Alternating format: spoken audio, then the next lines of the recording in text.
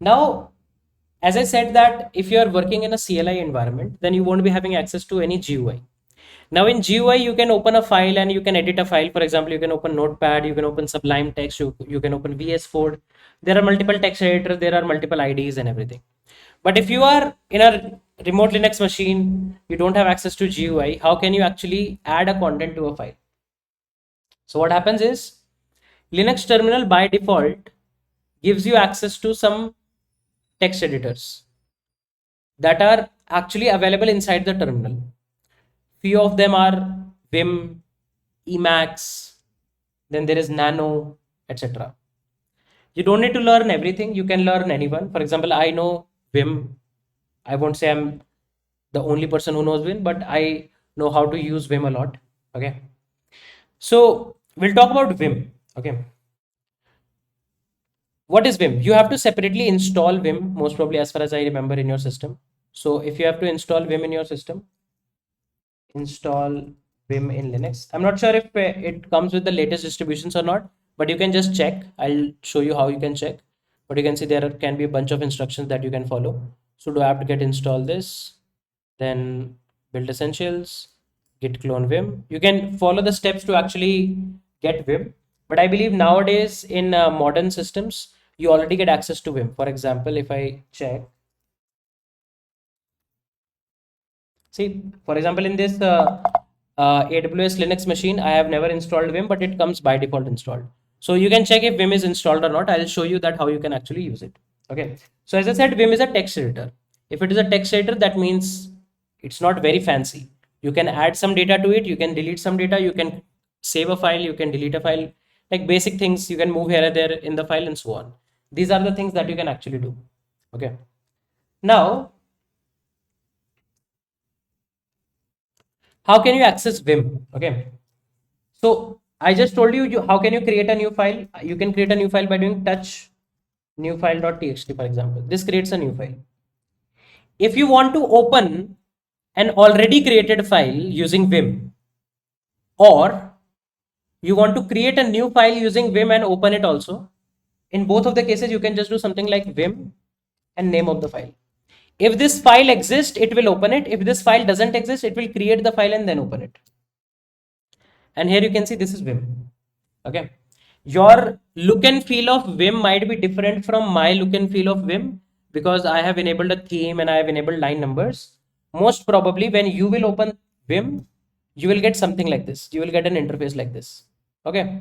But in my case, you can see there is a slight look and feel different. There's a bluish theme. There is line numbers and all coming up. Okay. Cool. Now the worst part about Vim is that a lot of people find it very difficult to exit Vim because there is no, I would say, cross button. If you will do Control C, it will not work and everything. So one very safe way to actually exit out of Vim is you have to first of all press escape, then press colon, and then press Q and press enter. You will exit out of Vim. Okay, how do we do it? Escape colon WQ. Sorry, my bad. Escape colon Q. WQ is a separate one. I'll talk about it. Escape colon Q. This is how you exit out of Vim. Okay. If you have to open a new file, you can do vim new file.txt. If you have to exit, you press colon Q. If you want to enter, you can also do VI. VI is also a shortcut that you can use. This also opens Vim editor only. Okay. So VI or Vim, anything you can use in order to actually open a new file altogether inside Vim. You can do colon Q to exit out of the Vim. This is like your first bare bones steps that first of all you need to understand. You can learn a lot of things around Vim, that how to make this, how to do that. But if you don't know how to open a file using Vim and how to close a file using Vim, there is no use of learning rest of the stuff. There are more ways to close the file. I will also talk about all of them. Now, actually, when you open a file in Vim, the Vim can open file in multiple modes. There are multiple modes means in different mode, you can do different actions inside Vim. For example, there is something called as an insert mode. Inside insert mode, you can actually make changes to a file. Then there is a normal mode in which you can just move here and there in the file, but you cannot make changes to a file. There is a command mode in which you can actually execute some commands and so on. So there are different modes of Vim. So when you actually open a file, this is technically currently working in a normal mode. So if you try to write something, it will not work. See, it's not working. But by mistake, I pressed I and it starts writing it. Okay. If you want to go back to the normal mode, you can press escape. Now it's again in the normal mode. If you press anything until unless you press I, it is not going to start you making you write. Okay. You can see like I am pressing the dot button again and again, but it's not moving anywhere. Right. Cool. So in the normal mode, you can't do much, but you can definitely navigate through the file. So let me do one thing. Let me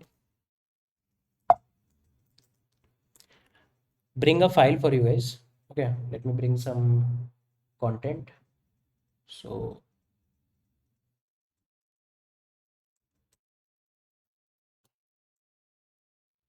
I'll bring this Dart code. Copy. Okay, let's open our file in Vim. Okay, now let's say if you want to add some text inside Vim, you cannot just directly add it. The moment you have opened the file, you need to first of all press I. The moment you press I, you can see you are now in the insert mode. Now in the insert mode, you can make changes. For example, all of these lines I can paste. You can see all of the lines of code I pasted. Okay. This is how you can start making changes to a Vim file. Now let's say if you do escape colon Q, it says no write since last changed.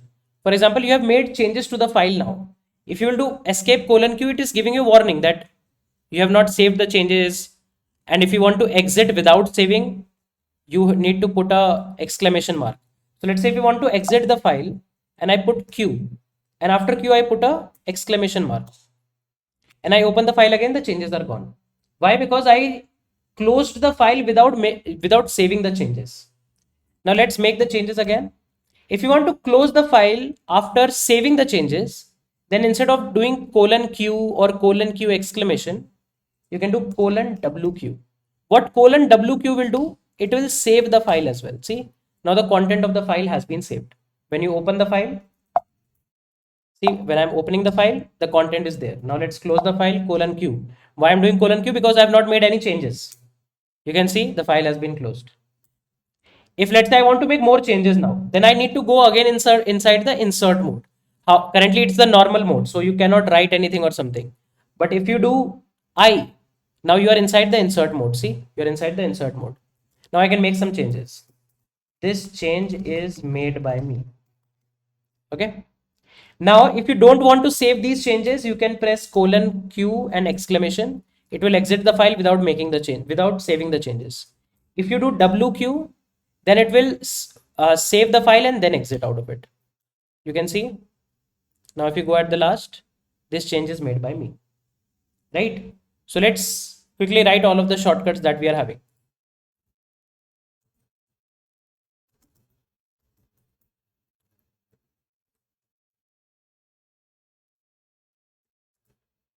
You can do Vim file name. This will create a file if it doesn't exist and then open it in the Vim editor in the normal mode. In normal mode, we can't do changes to the file, but we can read it and navigate it.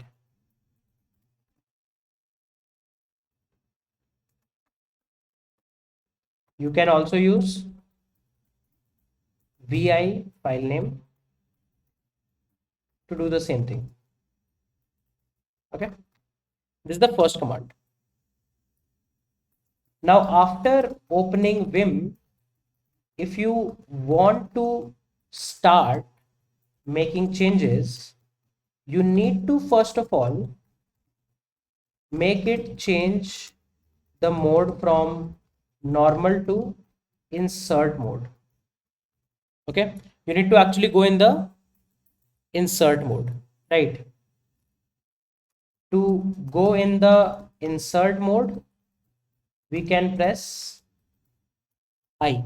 Okay, you can press I and it will make it to go to the insert mode.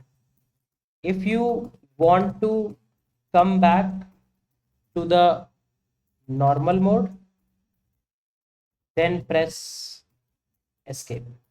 Okay, so you can see, if I want to start an insert mode, you can see the moment you are in the inside insert mode, it will show insert here. If you want to go back to the normal mode, you can press escape. Now the insert is gone, right? And now you cannot make any changes. So these are the two modes, technically the most important modes that you have, right?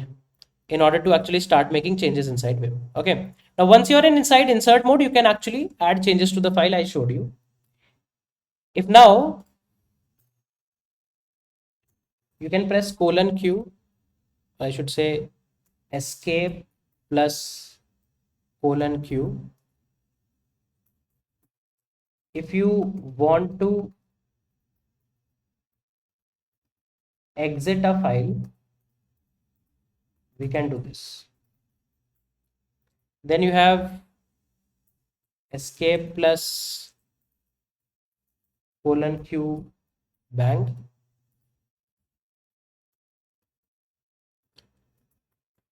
If file has some changes and we want to exit without saving, then you can use this. Okay. One second.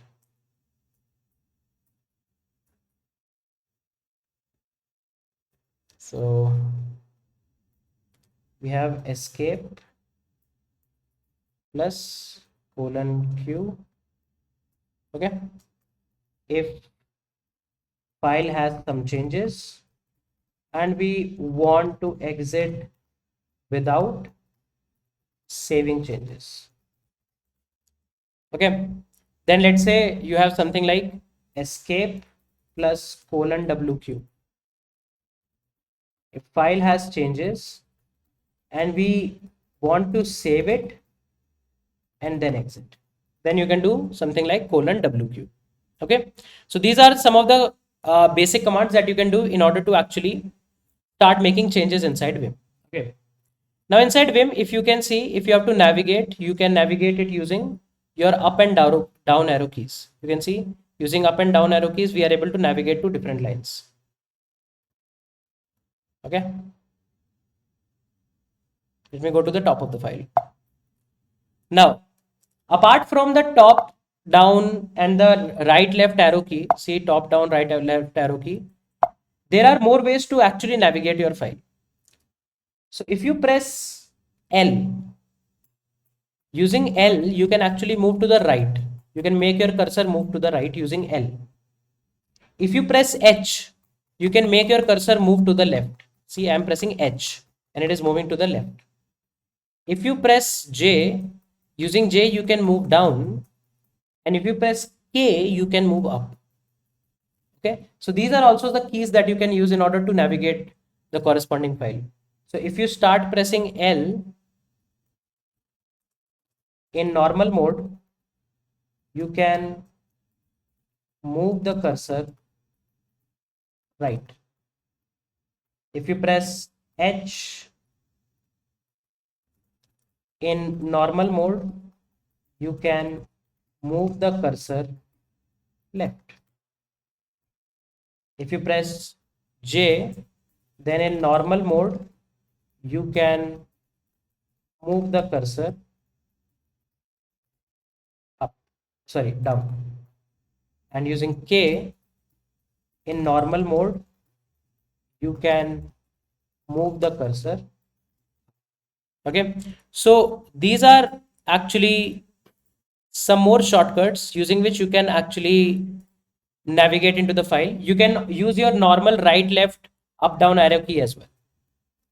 You can use normal right left up down arrow keys as well to navigate. Okay, so actually if you want to set your hand on this Vim tutorial, then technically there is a very interesting game that I want to show you. In that game, they show you a lot of shortcuts and commands of Vim that you can do and actually play with it. So let me actually show you. So there is a game called as Vim Adventures. Let me come back here.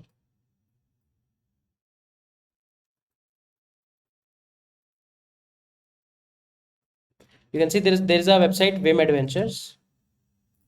If you open it, then it is going to actually simulate all of the Vim instruction in the form of a game. You can press any key to start. You can see using L, you can go to the right. Using H, you can go to the left. Using J, you can go down. Using K, you can go up. Okay. So let's go to this child. Let's move ahead.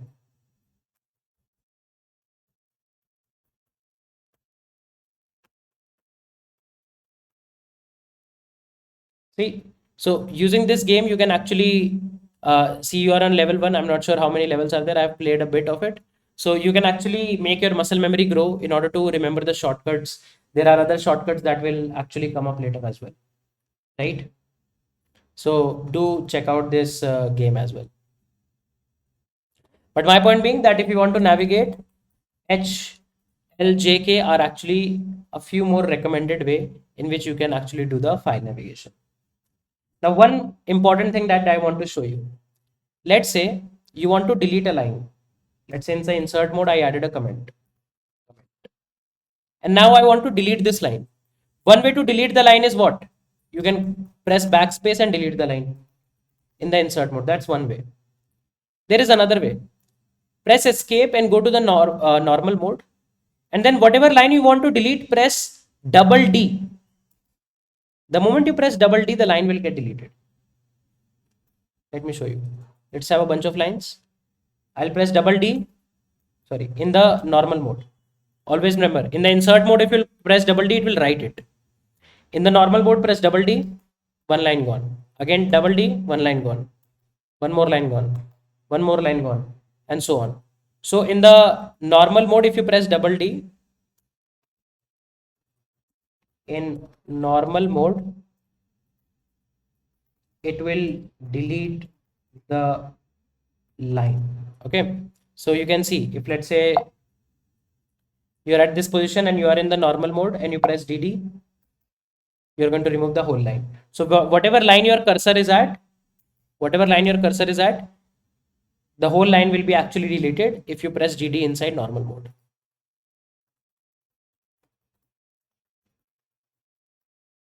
So I believe these few more basic commands around the Vim editor is also clear to everyone.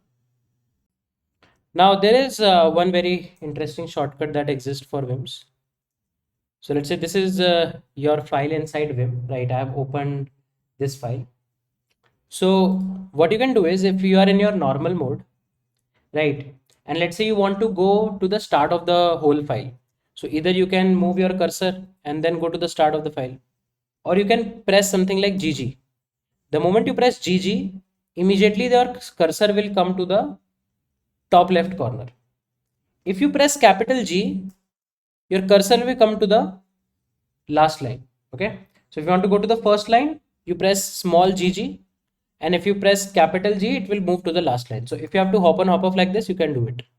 So let me just quickly write this shortcut as well, that if you press GG,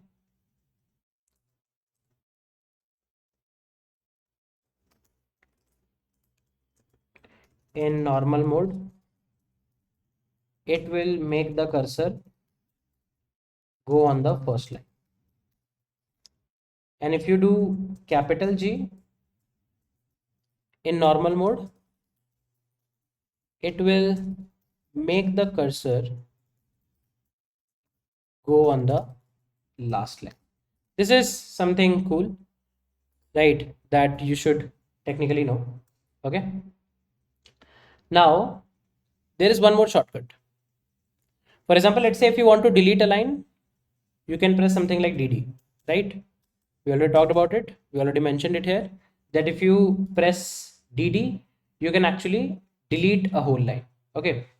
Now, there are a few more shortcuts that exist with D. For example,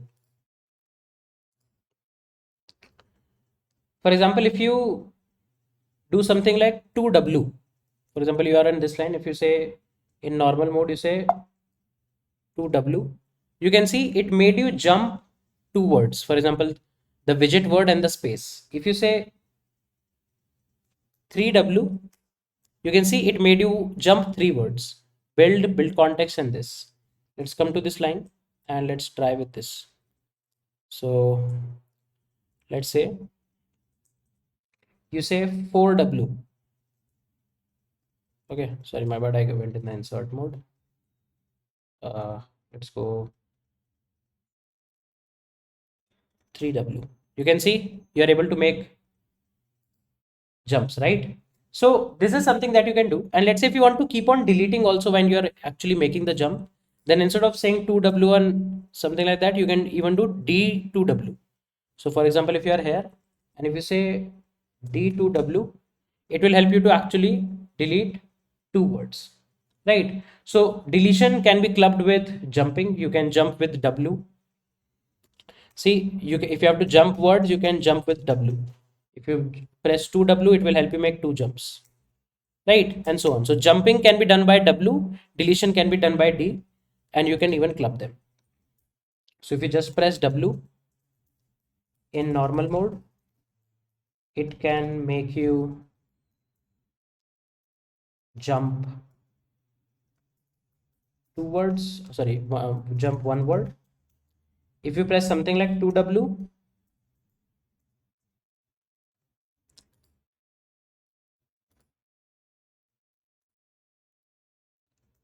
in normal mode, it will make you jump two words.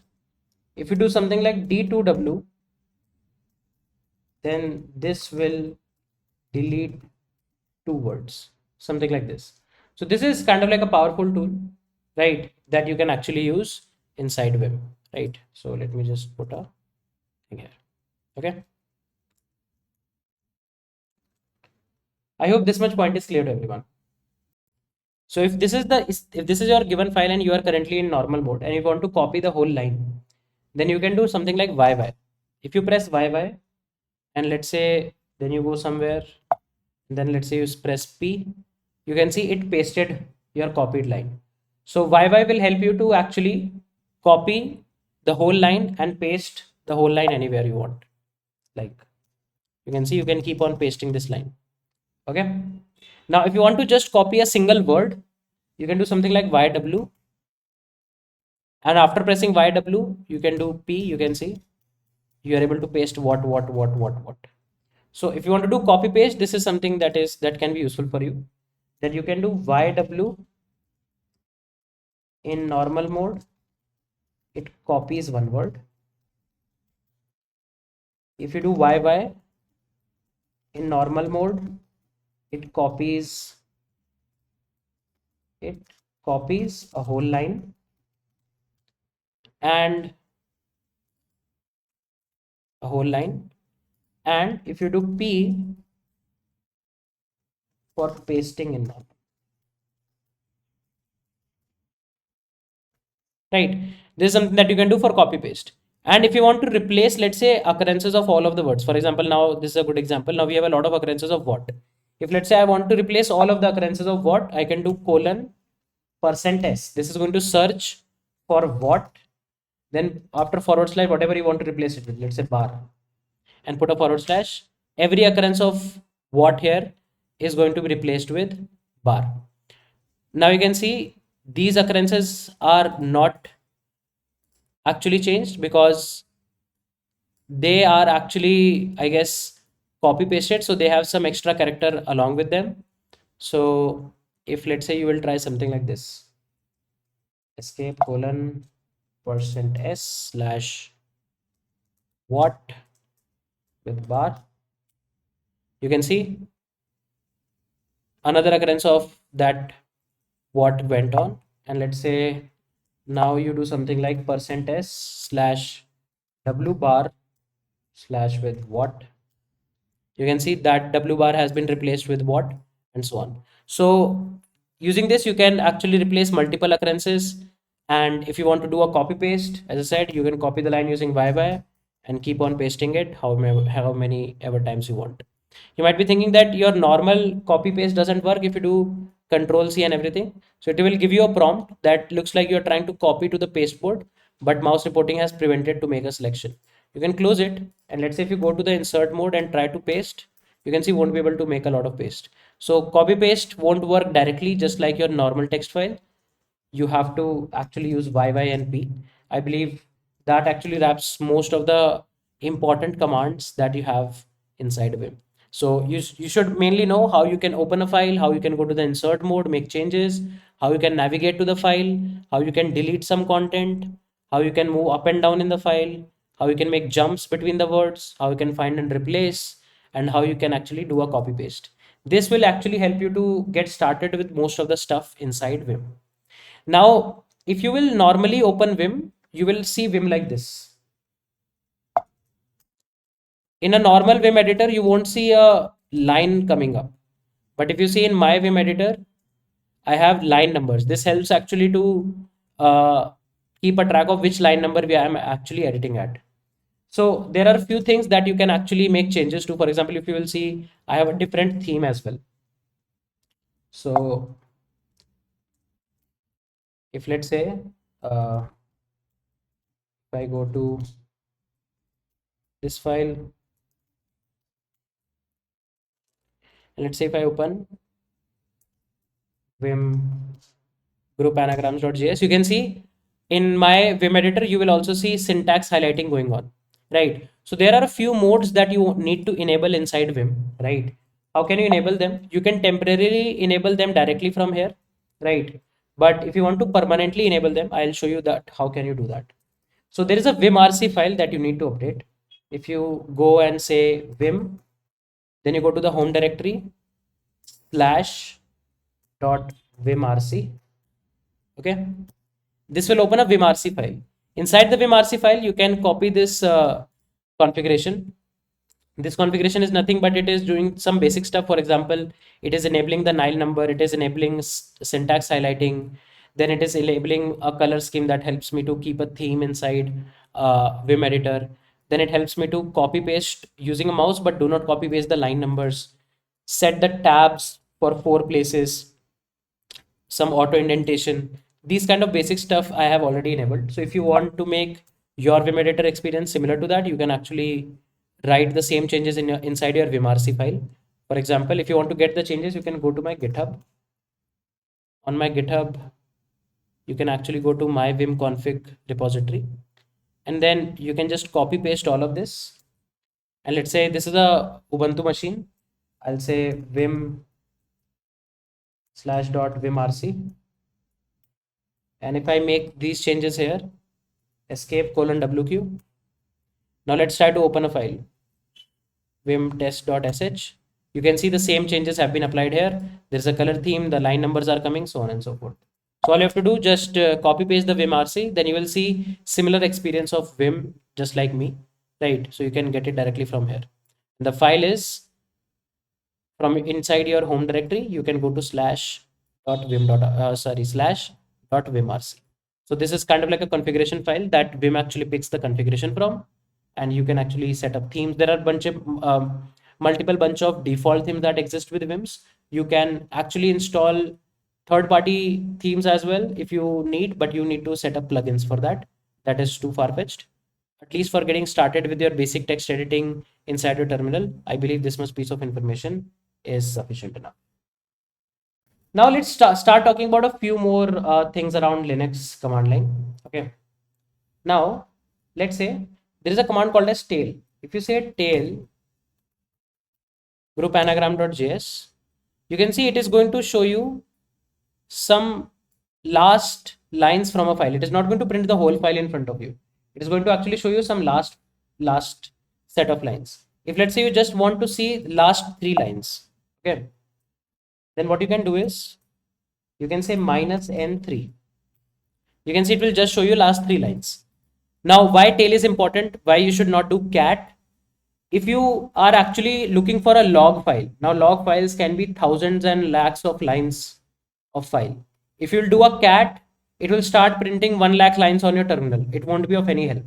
If let's say you are actually debugging and you know that a recent issue has came up, and daily your log file actually adds 100 lines of logs, then you can just check last 200 lines. That can enable you to check the current day and the last day of logs.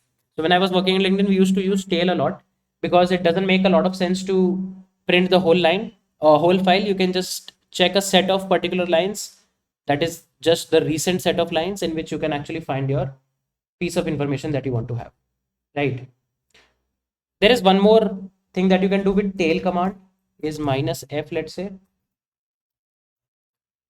Now you can see this is now not exiting, right? So if you want to actually see this file and you don't want to exit, then you can actually do this. If you do Control C, it is now going to exit it out. Okay, so this is something that you can do if you don't want it to immediately exit, right? Now, apart from tail, there is something called as head as well. If you do head group anagrams, you can see a bunch of starting lines you are getting. So if you want to just get, let's say, the starting 10 lines, you can do -n10, and you will get the starting 10 lines. If you just want to get the starting 3 lines, you can see these are the starting 3 lines. So using the head and the tail command, you can actually access just a part of the file, not the whole file. Cat prints the whole file in front of you. Head and tail command will just print a part of file in front of you. This is something that you have to always keep in mind, right? Post that. Now, sometimes you want to add some content to a file, but opening a Vim editor and making changes is a lot hassle. Let's say you want to make just a small word, you want to just add a small word in a file, or you want to dump a few things in a file. Then there's a relatively small shortcut. I'll also talk about it in a much more detail when we will talk about piping and everything. So as I said, this is a shell script that we are executing. For example, when you do ls or when you do cd, it's actually valid shell script command. So shell script, inside shell script, you can actually write programmatic logic. For example, you can even write something like a for loop or something. And you can have a print command also. So in order to print something on the terminal, you have something called as echo. If you say echo Sanket Singh, you can see it will print Sanket Singh in front of you. So it's kind of like the print command that you have in Python or something, right? If let's say you want to dump the result of a command into a new file, let's say dump.txt.